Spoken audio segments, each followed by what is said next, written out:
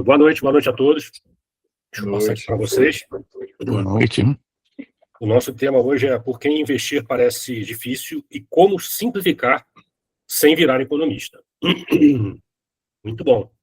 Primeiro, eu queria indicar isso aqui para vocês já se prepararem, que tem muito a ver com o tema do que eu vou falar hoje. O crash de 1929, as lições que ficaram da Grande Depressão. Esse livro não vai ser fácil de achar, tá? Mas talvez você ache em sebo. Acho que na Amazon você não vai achar, eu procurei, não achei. Talvez a estante virtual encontre. Ele é do Selwyn Parker. É um livro muito bom que eu recomendo para vocês se prepararem, que não é que a gente vai ter uma crise parecida com a de 29. Eu acho que isso a gente nunca mais vai ter. Então, só para simplificar para vocês entenderem que tudo vai mexer com os investimentos de todos. Então, a gente tem que estar preparado para isso, né? E isso não sou só eu que estou falando, tá, gente? Isso aí tem um monte de economistas e investidores grandes falando sobre um eventual crash no sistema. Então, a crise de 29, ela ocorreu por um problema de moeda, né? Os bancos centrais, eles controlam a quantidade de moeda disponíveis, tá? E a quantidade de bens e serviços oferecidas.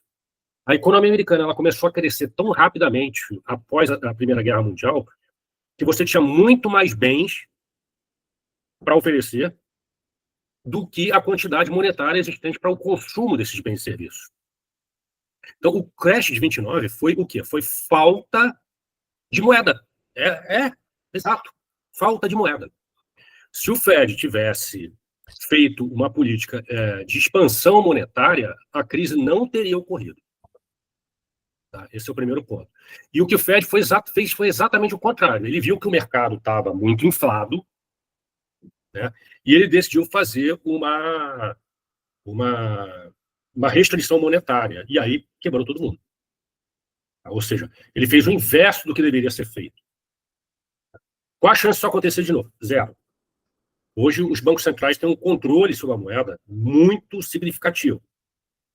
A chance disso acontecer é zero. Quer dizer, a gente vai ter uma nova crise, a gente está muito próximo de uma nova crise, ok? Mas vai ser uma crise que vai vir e depois, como é que a gente vai sair dela? Eu não faço ideia, mas nós vamos sair. Hoje a gente tem uma tecnologia, mesmo nos mercados, muito grande, né, para poder, digamos assim, minimizar os impactos de crises financeiras ou crises no próprio sistema. Todo mundo sabe que existe uma bolha no mercado de tecnologia. Não é a primeira vez. A gente também teve uma bolha lá com as .coms, muito parecida com essa bolha que tem hoje. Tá? Não, era muito menor. Não era muito menor, não. Se vocês forem pesquisar aí, o crash das .com foi um crash. Tá? Muita gente perdeu dinheiro, muita gente vai perder dinheiro com essa crise, tá? Mas a gente tem que estar preparado. Tá? Oi. Existe alguma previsão se é para 2026, 2027, essa crise que você está falando? Pois é. Esse é o problema, Paulo. A gente não sabe exatamente o time, né? Geralmente as crises, elas precisam assim, ou seja, você está à beira da crise, aí precisa de um empurrão. Tá? Eu acho que não vem de imediato. Qual é o grande problema que a gente tem hoje? É que a gente tem hoje um investimento gigantesco na corrida pela inteligência artificial. Então, ou seja, está se aportando muito recurso para a inteligência artificial. Tá? E essas empresas de inteligência artificial não têm como mostrar um resultado significativo. Ou seja, você coloca um monte de dinheiro e quando a coisa começar realmente a funcionar de forma significativa, um monte vai morrer, né, pelo meio do caminho. Como aconteceu com as .coms. Então a crise vai ser muito parecida com o que aconteceu com as .coms. Quando isso vai acontecer? Eu não faço ideia. Pode ser em 26, em 27, pode ser em 28. Tá? Mas a gente está muito próximo. A gente não está distante dessa... Mas os sinais, eles são transparentes, eles são fáceis da gente observar? Tem um sinal que ele é muito importante, que foi o sinal que aconteceu em todas as crises. Se vocês forem procurar aí depois em IA, qualquer IA, aí você pode procurar o que são operações de Ripple no mercado americano. Tá? Essas operações de Ripple, elas são semelhantes às nossas operações compromissadas que a gente tem aqui feitas pelo Banco Central. né? Ou seja, as operações de Ripple têm como objetivo regular a quantidade, equilibrar a quantidade de oferta com a demanda por moeda, no caso, dólar americano. Tá? Por exemplo, antes da Covid, uma semana antes da Covid, de estourar no mundo inteiro, os Ripple já estavam saindo a 20% ao ano. E aí eu tinha um programa que eu fazia todas as quartas-feiras, que eu avisei para a galera, ó, é melhor você sair de todas as posições porque vai feder. Então você tem uma sinalização sempre. A coisa não começa assim, ó, acordei hoje, pronto, fudeu. Não é assim. Tá? Não é assim que funciona. Então você começa a ver alguns sinais. Né? A gente tem alguns problemas hoje no mundo que acabam prejudicando em relação a 2001, 2002, foi a crise das .coms, que é um problema das cadeias de suprimento, né, trazidas pelo processo de globalização. O processo de globalização foi uma ideia genial, né, de um cara chamado Williamson, tá? E ele tinha como objetivo baratear todos os bens e serviços oferecidos na economia, mas de uma forma mundial. Isso realmente aconteceu, né? Você passou, cada país passou a produzir naquilo que a gente chama de vantagem comparativa, ou vantagem competitiva, como chamava o Davi Ricardo, o Williamson chamava de vantagem comparativa, que era o quê? Os países produzem, né? E eles produzem aquilo que eles têm de melhor para produzir. Só que quando veio a crise da Covid, deu merda, porque o que aconteceu? Os Estados Unidos não tinha máscara, né? Não tinha suprimentos para fabricação de remédios, porque 90% dos suprimentos feitos para a indústria farmacêutica é feito na China e na Índia. E aquilo acendeu um alerta para o governo americano, para os governos europeus, né, para o governo brasileiro, do tipo assim, pô, eu não posso ficar dependendo de um outro país, quer dizer, país como os Estados Unidos. Por isso essa guerra tarifária do Trump, né? O Trump está tentando fazer uma coisa que eu só acho que ele deu um remédio errado. O diagnóstico é preciso, eu sempre falei isso, os Estados Unidos está com um problema. Então, o diagnóstico do problema dos Estados Unidos já foi feito, muito bem feito, todo mundo sabe o problema que os Estados Unidos têm hoje, né? Mas o remédio foi equivocado, a forma como foi feita foi equivocada. Né? Então, a única coisa que a gente precisa é de um empurrãozinho, né? Um peteleco ali, cai. Né? Então, por que eu estou falando isso para vocês? Porque isso tem a ver com o tema da nossa aula. Porque todo mundo tem investimento, tá certo? Você precisa ser um gênio para perceber esse tipo de coisa, não. Mas é importante que você entenda um pouco de mercado de opções. É importante para que você possa montar algum instrumento de hedge para te proteger. Então, por exemplo, uma operação, para quem tem carteira de ações, uma operação com BOVA 11, por exemplo, para vencimento daqui a um ano, é uma operação bastante razoável. Se você fizer uma compra de uma call, uma compra de uma put. Fer, mas é caro, vai custar, sei lá, R$10 por contrato, vou fazer 10 mil, vai dar R$10.000. É isso mesmo. Mas a grande questão é a seguinte, por exemplo, você faz achar liquidez para isso, né? Faz uma operação dessa que custe R$15, vai custar R$15.000 uma operação dessa, né? Comprado em call e comprado em put na proporção delta hedge. Né? E carrega essa posição. E se não der nada? Se não der nada, não deu. Não dá para adivinhar. Né? Mas nessas crises é que o dinheiro troca de mão. Então, quando ocorre uma crise dessa, se você está posicionado de forma correta, você vai porrar de ganhar dinheiro. E um monte de gente vai perder. Então, investir é um processo difícil, complicado? Não, não é. Você tem vários instrumentos no mercado. Né? Todos eles, por exemplo, eu não entendo absolutamente nada de fundo imobiliário. Tá? Não entendo fundo imobiliário. Não sou especialista em ações, nunca foi minha praia. Tá?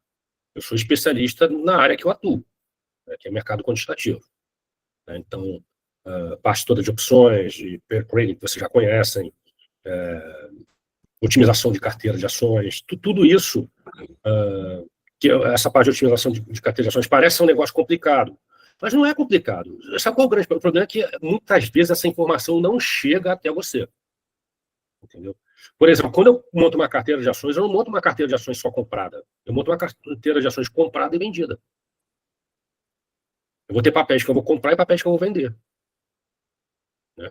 Qual o objetivo disso? O objetivo disso é maximizar o meu retorno. Né? Então, as coisas parecem ser complexas, mas elas não são tão complexas. Para cada um, você vai usar um instrumento diferente. Então, como eu estava falando, eu não entendo nada de fundo imobiliário. Mas eu tinha avisado ao Jorge, que o Jorge tem cota, ele opera com fundo imobiliário, eu falei para ele, Jorge, antes do Banco Central começar a subir a taxa de juros, antes de trocar lá e entrar o atual presidente do Banco Central, na época do Roberto Campos, eu tinha avisado o Jorge, falei, Jorge, vende tudo que você tem, cara, de fundo imobiliário, porque a taxa de juros vai começar a subir e as cotas vão começar a cair, isso é óbvio. Pô, precisa ser algum gênio economista para entender isso? Você olha a estrutura de juros, aí vê lá que os juros longos está muito acima do que os juros curtos, significa que a taxa de juros vai subir. E aí você tem fundo imobiliário, você não faz nada. Aquela era a hora de ter saído dos fundos imobiliários. Depois as cotas só caíram. Entendeu? Aí o problema é que a corretora acaba vendendo para você um negócio como se fosse uma renda fixa, mas não é uma renda fixa, né? Você tem uma renda mensal, que são dos aluguéis, geralmente do fundo imobiliário, né? Mas você tem a variação da cota. E quando a taxa de juros está muito alta, o que acontece com a cota? A cota cai. Quando a taxa de juros começar a cair, o Banco Central começar a mostrar sinais de que vai derrubar a taxa de juros, aí é hora de comprar? Aí é hora de comprar. Então, quando você pega... E, de novo, precisa ser um gênio do mercado para isso? Não. É só você ver o seguinte, tudo tem relação com taxa de juros. Fundo imobiliário tem a ver com taxa de juros? Tem. Mercado acionário tem a ver com taxa de juros? Tem. Tem. Por exemplo, a nossa bolsa, ela está subindo forte esse ano. Tá? Mas se você for medir ela em termos reais, né, em termos de crescimento real, ela não teve crescimento nenhum. A bolsa não se valorizou. Ela, na verdade, ela está corrigindo uma defasagem de preços que já vem há muito tempo. Ela só está sofrendo uma correção. Tá? E não se assusta se a bolsa chegar em 120 mil pontos. Se ela chegar em 120 mil pontos, você vai ter tido um ganho real para quem vem carregando ações, por exemplo, há muito tempo? Não, não vai. Se você pegar o fundo, o índice da Bovespa, e corrigir pelo CDI, que é a taxa de juros livre de risco, até hoje, descontados os dividendos, porque o índice Bovespa é total return, ou seja, já tem os dividendos descontados, então você pode pegar ele seco ali, pega o preço de fechamento todo dia e corrige ele pelo CDI, você vai ver que ele apanha e muito do CDI. Apanha muito. O CDI, lembrando, é a nossa taxa de juros livre de risco. Ou seja, quem deixou o dinheiro lá em 100% do CDI ganhou muito mais do que quem deixou no risco de uma renda variável, no caso das ações. O cara montou uma carteira de ações. Ah, mas a minha carteira de ações não reflete exatamente o Bovespa. Aí pode ser que você tenha ganhado até mais do que o CDI, ou menos, né? Então, o primeiro local para onde a gente olha é sempre a taxa de juros. Se você não olhar para a taxa de juros, esquece, você não sabe o que você está fazendo. Então, antes de tomar uma decisão sobre qualquer investimento, a primeira coisa que você olha é a taxa de juros. Que, na verdade, esse é o princípio de qualquer pessoa leiga que começa a investir. Né? A pessoa não conhece, ela vai olhar o que? Vou botar lá na poupança, vou botar num fundo DI, né? Vou comprar um CDB com CDI de um banco, né? Um CDB indexado a CDI de um grande banco, está garantido pelo FGC, qual o problema comprar um fundo do Itaú? Não, um fundo não, um CDB do Itaú indexado a CDI, problema nenhum. A partir de R$100, você vai lá, coloca o dinheiro, ele vai render CDI, 100% CDI. Tá? Então, ou seja, todo mundo sempre começa olhando para juros. Aí, quando o cara começa a querer se aventurar para outros mercados, o cara esquece de olhar o mercado de juros.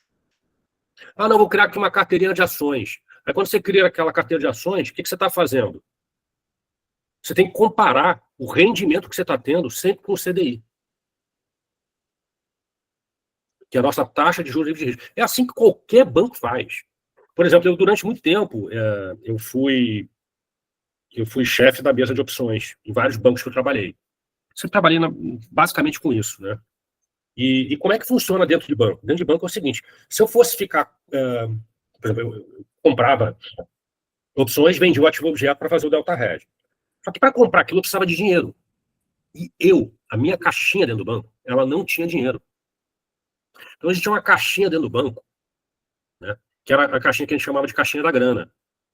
Então, quando terminava o dia, se eu estava devedor em 2 milhões de reais, internamente a gente fazia uma boleta e eu tomava 2 milhões de reais do próprio banco para poder ficar comprado. Ou seja, eu estava operando para o banco, eu estava dando tesouraria do banco, tá? Mas internamente eu ficava devendo para a mesa de grana, porque é ela que distribuía, digamos assim, a grana para todo mundo.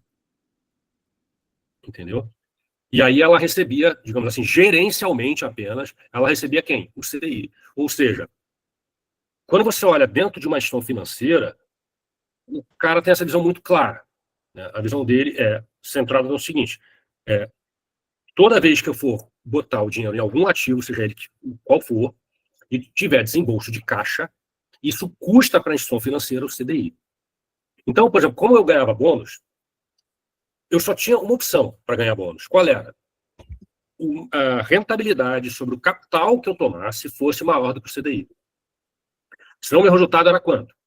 Gerencialmente falando, era zero. Porque se eu usei capital do banco para poder remunerar, né, ganhar mais dinheiro, né, para o banco mesmo, né, eu tinha que pagar para o próprio banco CDI. Pode parecer meio escroto isso, mas era exatamente assim. Aí você vai perguntar, mas e o cara lá da grana? Esse cara não tinha bônus. Ele era só um negócio que a gente chamava de controller dentro da mesa. Esse cara não tinha bônus. Por quê? Porque a função dele era apenas fazer a distribuição da grana, né? Então ele emprestava para as outras mesas e cobrava das outras mesas o quê? CDI. Como ele não tinha como ultrapassar o CDI, né, ele não tinha bônus. Era o controller. Toda mesa tinha um controller. Era o cara que controlava a grana. Né? Não era um cara sofisticado em termos de conhecimento econômico e tudo. Não precisava. Né? Então, para que você faça bons investimentos, você tem que estar sempre sendo orientado pela taxa de juros. Aí quando o Paulo me perguntou, pô, Ferro, a gente começa a ver sinais de crise aonde? Exatamente na curva de juros. Tá? É o primeiro lugar onde a gente consegue observar algum sinal de crise. E depois essa crise começa a se espalhar para mercado acionário, para mercado de câmbio. Né? Primeiro para o mercado de câmbio, depois para o mercado acionário. Então, não pensem que um problema na Bolsa é capaz de derrubar uma grande nação como é os Estados Unidos. Não, claro que não. Né? É óbvio que não. Que foi o caso que aconteceu com as .coms. Quebrou os Estados Unidos? Não, não quebrou. Quebrou investidores. É o que vai acontecer com essa crise de ar. Você vai ter uma quebra de investidores. O que isso afeta a curva de juros? É que toda vez que você tem algum prejuízo de um lado, vou dar um exemplo, a crise da Rússia. Né? Na crise da Rússia, vários players perderam dinheiro.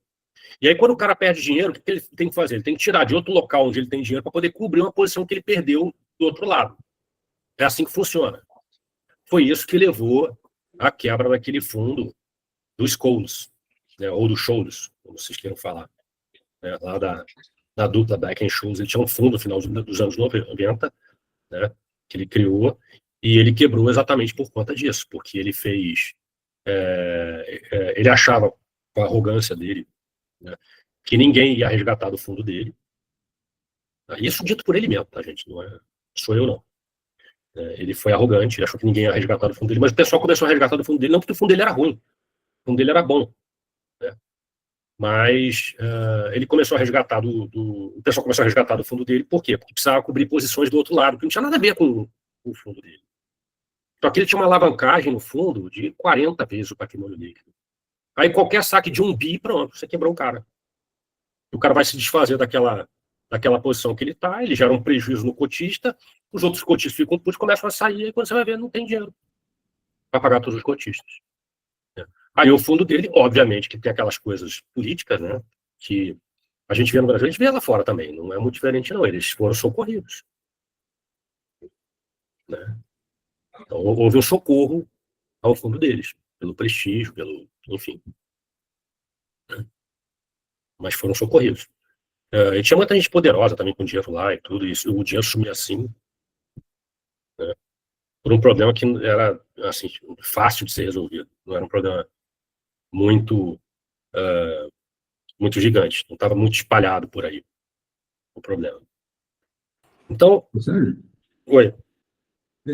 Você falou do Ripple. O Ripple tem algum índice que a gente possa acompanhar? Wagner, pode falar um pouquinho mais alto? O Ripple, ele tem algum índice que a gente pode acompanhar? Deve ter, sim. Eu posso até procurar para te ver aqui, porque eu olho direto, né? Se você entrar no Investing, por exemplo, vou ver aqui se o Investing tem. É que eu não olho no Investing, eu olho direto na Bloomberg. Mas o Investing deve ter. Você vai em mercados, renda fixa.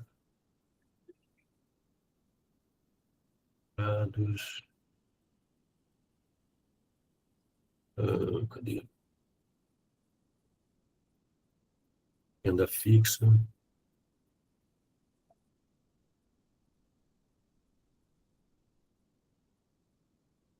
CDS.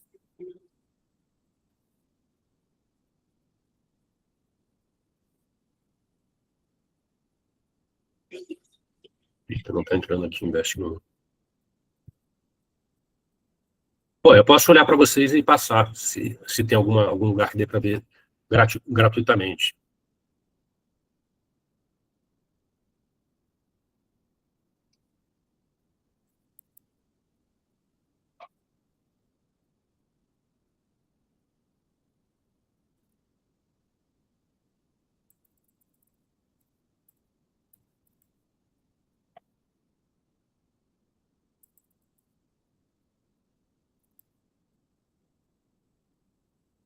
Vou ter que procurar.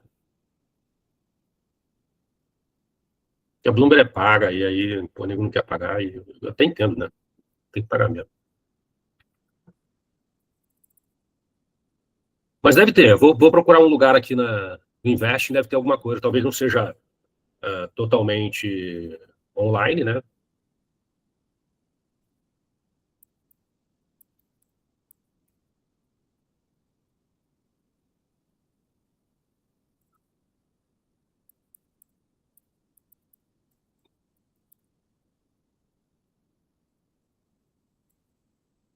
Deixa eu ver aqui.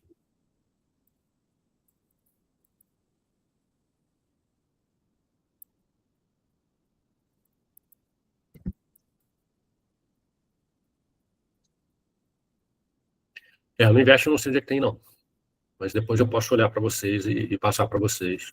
Olhar com mais cuidado. Passar para vocês onde pega a cotação dos Ripples, tá? Ok? Então, o Ripple é o primeiro mercado que vai sofrer. Agora, recentemente, quando o Trump começou com esse negócio de tarifas, os Ripples bateram lá os 20%. Não sei se o outro Paulo está aí, mas que é piloto, mas bateu 20%. Aí o Fed interviu no mercado de Ripple e teve que botar lá 200 bilhões de dólares para prover liquidez, o mercado se acalmou. Pode ser que pontualmente alguém tenha tomado uma naba gigante e precisou recorrer à liquidez imediata. Né? Porque essa é a grande questão. O que acontece? Os grandes investidores carregam ativos financeiros. Aí, se o cara tiver algum prejuízo em algum lado, tá, ele teria que se desfazer dos ativos financeiros dele por ativos de 5 anos, 10 anos, 30 anos. Pô, é um prejuízo muito grande o cara sair daquele ativo de forma imediata. O que ele faz? Ele faz um Ripple. Ele dá o ativo que ele tem como margem de garantia e pega o dinheiro do Fed. É isso. Entendeu? Ele vai lá e cobra a posição. Ele vai fazendo isso todo dia, até que chegue um determinado momento, ele tenha condições de fazer parte do título dele sem nenhum prejuízo. Entendeu? É isso. Essa é a função dos bancos centrais em qualquer lugar do mundo. Tá? Lá no Fed, no Banco Central brasileiro, a mesma coisa. Tá? Você vai lá no Banco Central e Você vai no mercado interbancário aqui, né? Aqui o Banco Central atua de uma forma um pouco diferente. Quando ele vê que está faltando liquidez no sistema, ele manda um aviso em 2, injeta dinheiro no sistema e pega papéis como garantia em operações de overnight. A gente é, digamos assim, tecnologicamente mais eficiente do que o Fed, por incrível que pareça. Nós somos. A gente acompanha tudo online muito rápido. A gente consegue observar. O Fed consegue também observar, tá? Mas tem horas que o caso da crise da Covid não tinha o que fazer. Né? Não tinha muita saída ali. Então, vocês têm que ficar de olho nisso. E investimento, quando você olha para investimento, cara, você pode fazer o que você quiser em termos de investimento, mas qual é a melhor alternativa hoje? Sério? Você deixar o dinheiro seguro de alguma forma. Oi. Fala, Paulo. Por favor, só letra aí, como é que escreve esse Ripple? Ripple, né, por favor? R-E-P-O. R-E-P-O. P, beleza? Isso, R-E-P-O. Ripple. Obrigado. Nada. Então, investir não é um negócio complicado, tá? Mas você tem que ficar de olho na taxa de juros. Hoje a gente teve a ata do Copom, né? Então, qual a melhor alternativa fazer hoje? Cara, o meu dinheiro está em CDB com CDI. Eu tenho uma carteirinha de ações também que me sobrou, tá? Mas que eu nem olho, porque, para vocês terem uma ideia, eu tenho lojas americanas.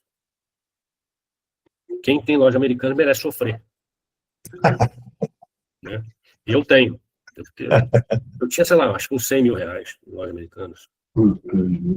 Que virou, sei lá, coxinha de galinha, um caldo de cana. Nem sei quanto é que vale hoje. Eu parei de acompanhar. Mas tem outras ações boas. Tem o YouTube, tinha Vibra, saí semana passada. Não, mês passado, eu saí de Vibra, energia. E tem o GPA, tem o... Pô, devo ter minha carteira aqui. Então, a carteira tem bastante papéis. Não é uma carteira muito pequena, não. Oi também, né? Não, hoje eu não tenho. Mas eu tenho Lame. Não deu tempo. Infelizmente eu tenho Lame.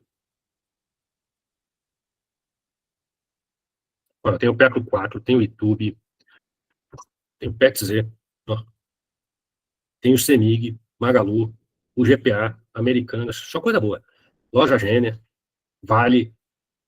Eu não sei por que eu tenho Vale. Eu tenho certeza que a Vale vai cair e eu tenho Vale. Não faz sentido, né? Eu tenho essas Vale aí, sei lá, desde a década de 90, provavelmente. Tenho a Bev, Vibra, Sambi, Bepac, Rente, Hype. É isso. Essas são as minhas ações. O GPA hoje caiu 5,5%. Legal. Mas essa eu estou bem comprado. Essa aqui eu me lembro, estou bem comprado. Ela já teve muito pior. Então, eu tenho essa carteira de ações. Não é muito dinheiro, mas mas também não pretendo me desfazer dela agora. Então, eu vou falar para vocês que eu já falei lá no curso de opções. Eu continuo lá de olho em opções mais longas para poder fazer um hedge da minha carteira. Né? E também aproveitar, se o mercado desabar, ganhar dinheiro e comprar mais. Né? Alguém quer fazer alguma pergunta? Vamos lá, gente.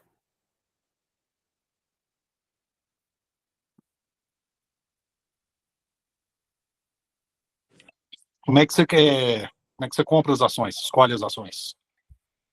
Pois é. Essa é uma boa pergunta. Por exemplo, o caso da Vale, por exemplo, Ricardo, que eu já deveria ter me desfeito dela há muito tempo, porque a Vale não vai subir mais. Principalmente você vai ver a Vale ali na casa dos R$100. Muito difícil. Entendeu? Ela está mais próxima do 40 do que voltar para o 100. E por uma explicação muito simples. Né?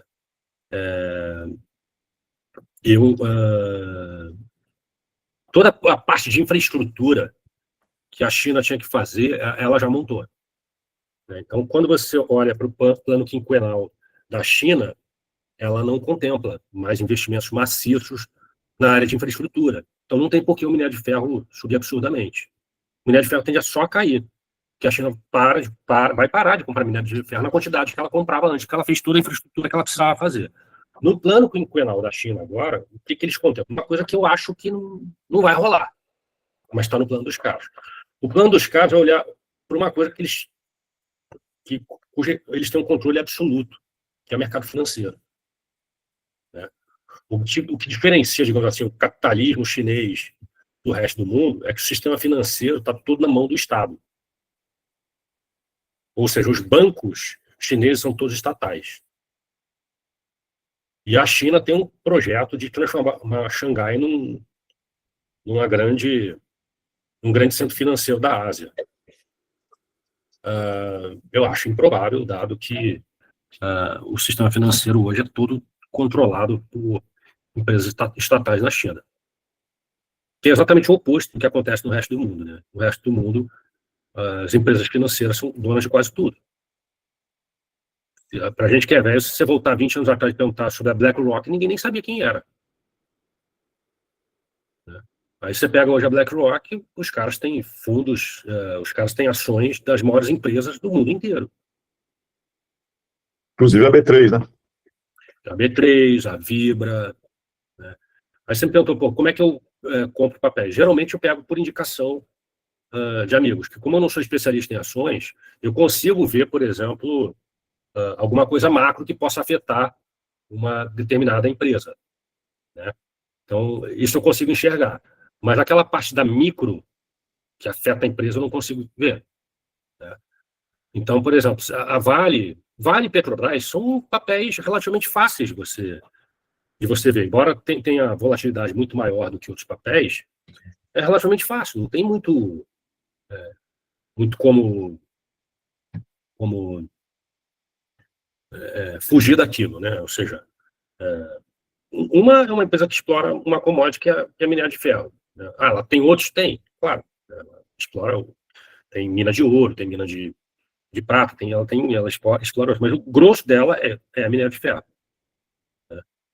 Então, é relativamente fácil, não é muito difícil enxergar a Vale do Rio Doce. Assim como não é muito difícil enxergar a Petrobras. Não precisa ser um gênio.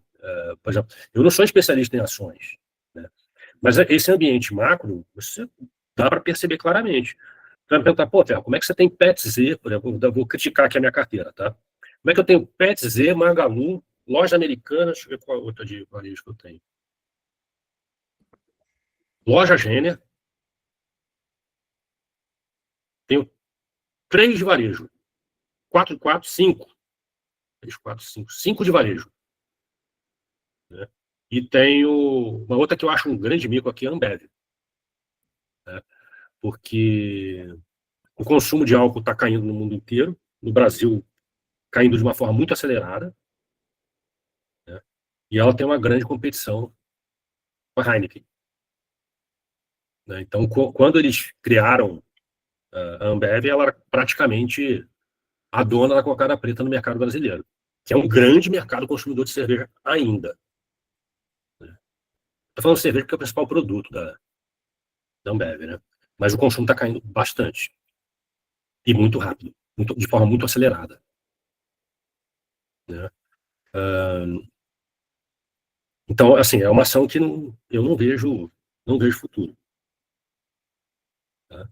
Mas essas ações por exemplo, a Magalu, ela fez um acordo com a Amazon, aí deu uma porrada para cima. Né? Essas empresas, elas vão continuar existindo, cara. Entendeu? PETZ, Magalu, vai continuar existindo. Mas você acredita em ter carteira de empresas para dividendos? Olha, então, de novo, se você botar o CDI em cima do preço dela e descontar o dividendo, eu quero que você me aponte uma que bata o CDI. Isso. Entendeu? Você pode até dizer assim, perco menos, mas você pode perceber que mesmo essas empresas, que são boas pagadoras de dividendos, elas têm uma volatilidade muito mais baixa. Ela fica, é a mesma coisa, eu sempre costumo falar, por exemplo, você vai fazer uma operação de long and short, qual é um papel de segurança para você fazer? Para você ficar vendido. Qual um papel seguro para você ficar vendido que, não tem a menor chance de ele dar um puta dinheiro para cima? Pergunta. Ambev. Ambev você pode ficar vendido. Qual a chance ela dar uma porrada para cima? Nenhuma. Só se ela se entregar para a Heineken. Heineken, agora eu sou sua. Que, a chance disso acontecer é zero.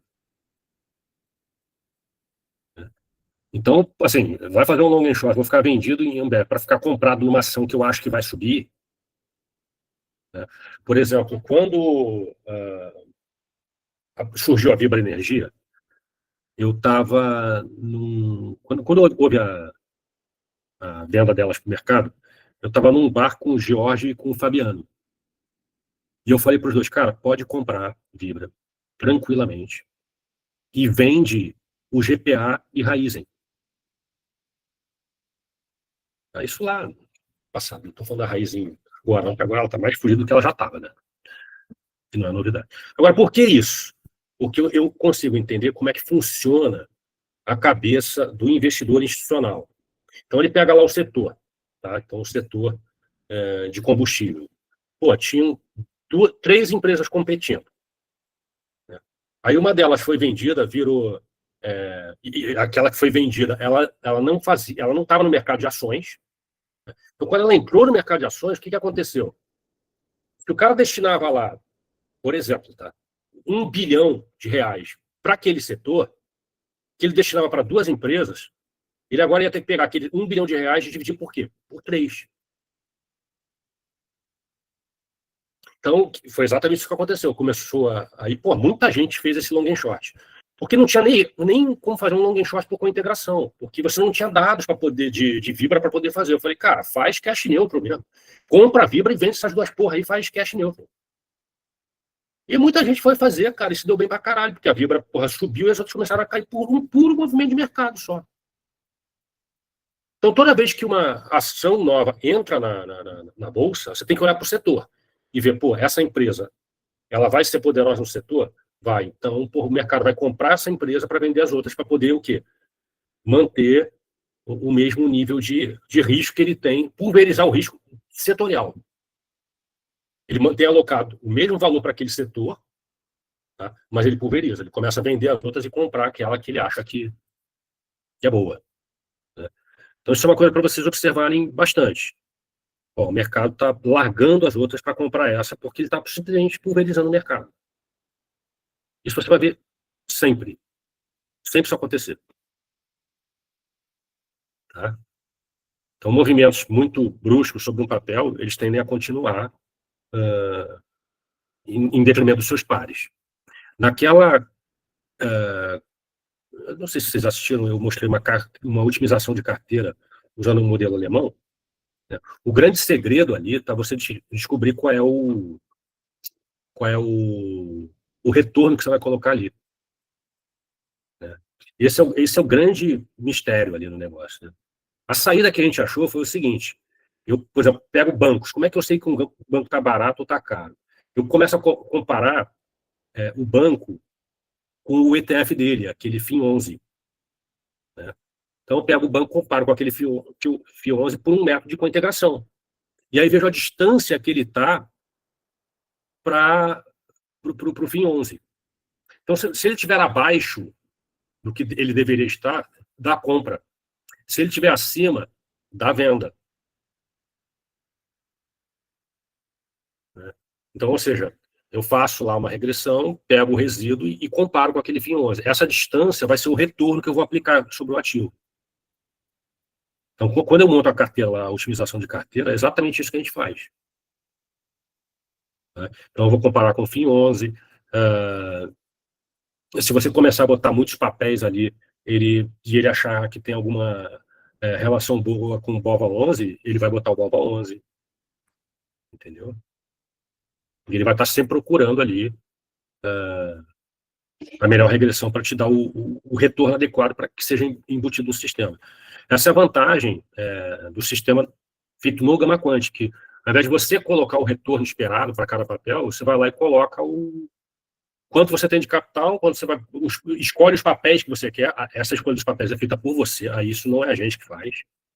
E aí depois você escolher os papéis, o Gama Quant vai lá e, pum, diz, ó, vai ter que comprar esse, vender aquele, comprar esse, vender aquele, e quando atingir 10%, botei para ganhar 10%. Aí é igual o pair trade, só que não é day trade, é swing trade. Aí, pô, você todo dia de manhã vai lá, seleciona aquela carteira que você quer, envia para o robô e, cara, se atingir 10% de gain, ele vai zerar a porra toda. Entendeu? Foi assim que o Jorge montou lá na programação. Ele vai poder fazer também parcial. Pô, quero vender só 50% da carteira quando atingir 10%, os outros 10% eu quero ficar com ela aqui. Também vai poder. Entendeu? Quero fazer uma saída parcial da minha carteira. Vai poder. O negócio ficou bem porreta, cara. O Jorge, nesse ponto, ele é foda. Ô, Ferro, Oi. essa carteira aí no Gamma Quant vai rodar em ambiente de simulação também? Vai. Joia. Ambiente de simulação, vai ter os dois. Igual o pair trade. Tudo que a gente bota no... o de juros. Eu ainda não vou falar porque eu vou deixar para segunda-feira que vem, mas tem uma novidade para você. Isso muito me interessa. Tenho novidade para você. Nós vamos ter uma cliente de Gamma Quant, vamos ter uma taxa especial para operar DI. Taxa baratinha. De 50 centavos por contrato de DI. Tá? E estou vendo lá só a parte da margem.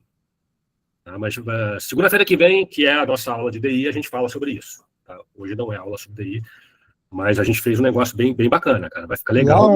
E ele vai ficar no Gamma Quant, tá? Lá onde? Oi? Lá onde? Isso eu não posso falar ainda, Felipe. Só na segunda. Segunda que vem. É um segredo ainda.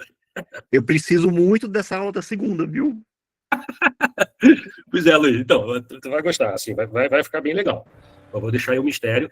E a gente deve botar no Gamma Quant ainda em janeiro. Tá? E aí vai ser igual o pair trading lá, cara. Vai lá, vai abrir, ele vai analisar e tudo. Ó, tá bom para fazer esse com aquele. Eu quero que o Jorge faça tipo uma matriz e apareça em verde o que está dando venda, né, em amarelo o que está dando compra, né, um par com o outro, né, que aí você faz uma matriz, né, e está dando compra desse verso e venda daquele, né, e vermelho quando estiver na média. E dispara direto, a ideia é disparar direto do Gama, Ferro? Direto do Gama. Porra, aí fica bem melhor, cara. Nossa. Não era o que a gente queria, mas a proposta foi feita pela corretora pra gente. Não, bota no Gama e faz direto. Tá bom. Sério, deixa eu propor aqui uma coisa. Quando eu te conheci, foi através do Gamma Quant. E veja só, eu estava envolvido com outras coisas, e você sabe, eu já lhe falei várias vezes, eu disse agora para todo mundo aí, eu tenho problemas de audição. Então, eu não entendo, às vezes, eu não entendo muito bem, aí tem áudio que eu, inclusive, escuto 2, 3, 4 vezes. Então, minha filha, vem cá, vê se você compreende o que estão falando aqui. Então, assim, eu não aprendi voltei novamente para o Gamma Quant, né? Mas, como está tudo parado, aí eu estou deixando tudo de lado para me dedicar às opções e agora aos juros, né? E você já vai adiantar também a parte de carteira. Então, o que eu queria propor a você era que você fizesse uma apostila, não sei, um treinamento específico para Gamma Quant, porque, ou seja, se eu não sei mexer no robô... Não, a gente já, do Gamma Quant atual, Paulo, a gente já tem uma apostila. Se precisar, eu te mando. Eu quero. A gente já tem. A gente tem uma apostila. Eu quero. Anote aí para não esquecer. Como é que você mexe no Gamma Quant. Tá? A apostila acho que tem umas 90 páginas, mais ou menos. Aí ela tem lá pedaço por pedaço, o que significa. Inclusive, quem fez a apostila não fomos nem nós, cara. Foi um aluno nosso. O cara gostou, o cara resolveu fazer a apostila, ele fez a apostila. E aí depois a gente revisou, obviamente, né? Ó, o Hudson, que também queria apostila. Gente, não tem problema nenhum. Me peçam amanhã pelo WhatsApp, que eu passo para vocês a apostila. Show, beleza. Agora, obviamente, que ela vai ter que ter uma atualização quando entrar os juros e entrar a carteira. Tá? Mas é pouca coisa de atualização. Entendeu? Se tem a apostila do curso de opções, também tem a apostila do curso de opções. Essa eu tenho pronta. Pronto, eu quero também. Eu tenho que achar ela, mas essa eu tenho pronta. Anote aí para não esquecer. Eu só quero ver se eu vou conseguir fazer isso amanhã, porque eu estou ainda num embate aqui com a minha mulher, porque amanhã é a formatura do menorzinho, né, cara? E às 8 horas da manhã, das 8 às 11. Não sei quem foi o gênio que marcou uma formatura com a quarta-feira. É porque, acreditem se quiser, nós estamos no Brasil e amanhã é feriado no Rio de Janeiro. Porque tem 2 jogos. Tem o jogo do Flamengo às 2 da tarde, tem o jogo do Vasco às 9h30. Resolveu decretar feriado. O André, o meu número do WhatsApp é 21995542715. Vou repetir para quem não tem meu WhatsApp, 21995542715. Lembrando que esse aí não é o número da Gama Conte, esse é meu número pessoal. Para quem quiser entrar em contato comigo, pode entrar, não tem problema nenhum. Eu sou uma pessoa extremamente acessível para todo mundo. Tá? E eu sou um cara que eu não me escondo, eu dou o meu telefone. E esse não é um telefone que um número que eu peguei agora. O pessoal que está comigo há mais tempo, quanto tempo eu estou com esse número? Eu acho que eu devo estar uns 20 anos, sei lá. Por exemplo, o Gabriel. Cadê o. Daí eu comprovo, porque eu já conversei várias vezes com você. Deixa eu achar aqui. O Gabriel Mota. O Gabriel, Fala, Ferro, tô te escutando aqui. beleza? Beleza. E aí, o teu site? Rapaz, tá bacana. Depois dá uma olhada lá quando você tiver um tempo. Tá. Mandei também pro pessoal lá o sitezinho do Tu já passou o link? Tu já passou o link do site? Passei no WhatsApp pra você. Se Não, você quiser. pra mim eu sei que você passou, mas pra galera aqui você passou? Não passei não. Eu tava aguardando o seu ok pra poder passar pro pessoal. Tá bom, até quinta-feira eu te dou ok, prometo. Show de bola. Tá? É que segunda-feira eu tive uns probleminhas aí também. Eu não tenho Aham. nem direito pra chácara. Mas tá bacana o site. Acho que ajuda bastante a galera aí que tá tentando operar DI. Legal. E que Gabriel, bom que você tá falando aí que vai ter a função do DI no Gama, cara. Que, pô, é complicado a gente operar na mão. Uhum. Gabriel, você chegou a postar alguma coisa, né, que era no Profit, né? Só que eu já perdi, não sei mais onde é que aquilo anda, também não sei para que servia, foi assim, uma publicação assim, O isolada. do Profit lá foi um indicador que eu fiz para poder, antes de eu fazer o site, eu peguei a função GAST lá quando eu fiz o curso com o Ferro e codifiquei para poder eu ver online. Aí eu plotava como uma curva, como um indicador qualquer que existe no Profit, mas só que em vez de mostrar média, essas coisas, ele mostrava a volatilidade estimada. Aí eu peguei tudo isso agora e botei num site que fica mais fácil de acompanhar. Beleza. Vamos aguardar então a liberação pelo. O link do site já tá lá no grupo de membros do GamaCoin. Pode botar o link aí pra galera aí, pode botar aí no chat. Vou botar nesse chat aqui então agora. Uhum.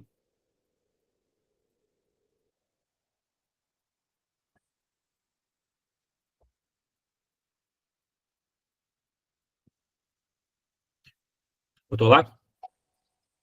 Gabriel, Oi, botou lá no chat ou não? peraí que eu tô com um problema aqui, eu não tô conseguindo digitar, tá dando algum problema no meu celular. Eita. Bom, Eu vou mandar aqui pro organizador. bota lá no membros de novo, só pra galera saber. Tá. Porque a gente já tá chegando às 9 horas, a gente vai encerrando por aqui.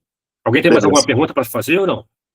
Você falou que investe em CDI e CDB, tem alguma indicação só trabalhar com banco grande ou... Depois dessa sacanagem aí no FGC, eu acho que, assim, eu tenho até vergonha de falar essas coisas, mas enfim. Os caras deixaram um rombo desse chegar em 40 bilhões sem ninguém ver. É sério isso? Cara, eu tenho 38 anos de mercado financeiro, cara. Não, eu estou sabendo hoje que o pessoal está sabendo desde o Roberto Campos. Com certeza, é óbvio. Entendeu? A Receita sem saber. O Banco Central... tem muita coisa aí por trás, cara. Por isso que seguraram. Por que seguraram a investigação por um mês? E agora soltaram. Tem que investigar agora rapidinho. Por que será?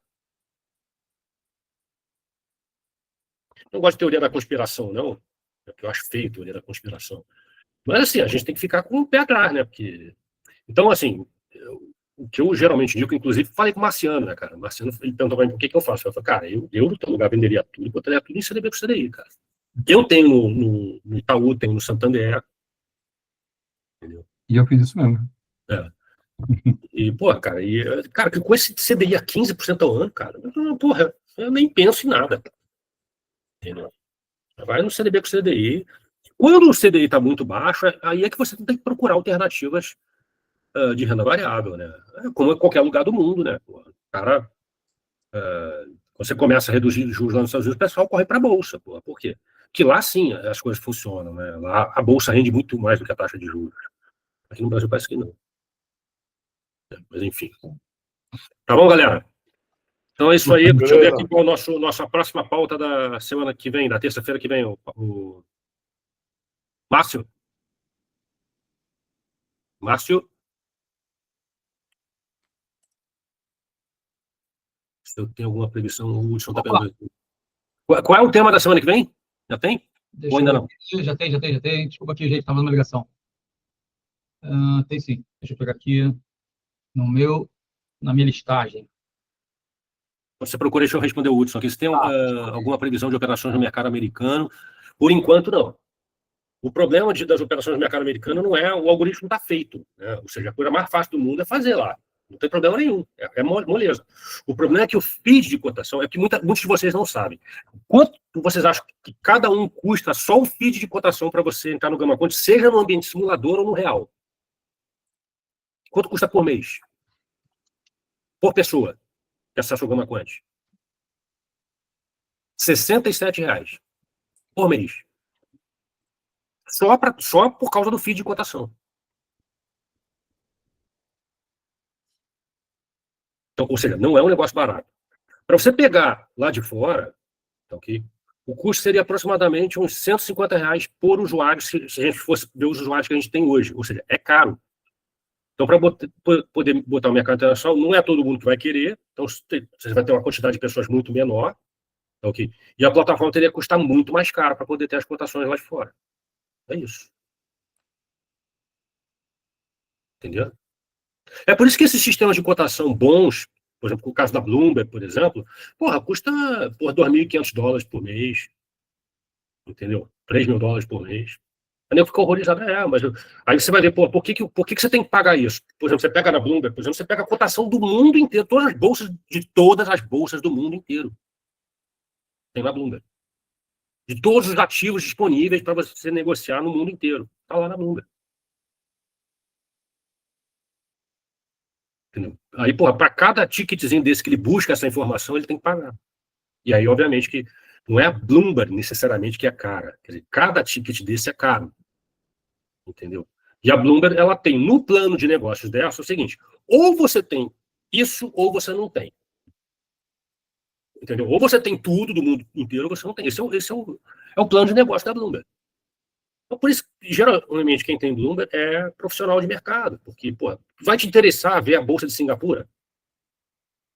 Quanto está o mercado de butadieno em Singapura? Sei lá, não sei nem o que é isso, butadieno. Né? Então, assim, realmente não compensa para as pessoas isso.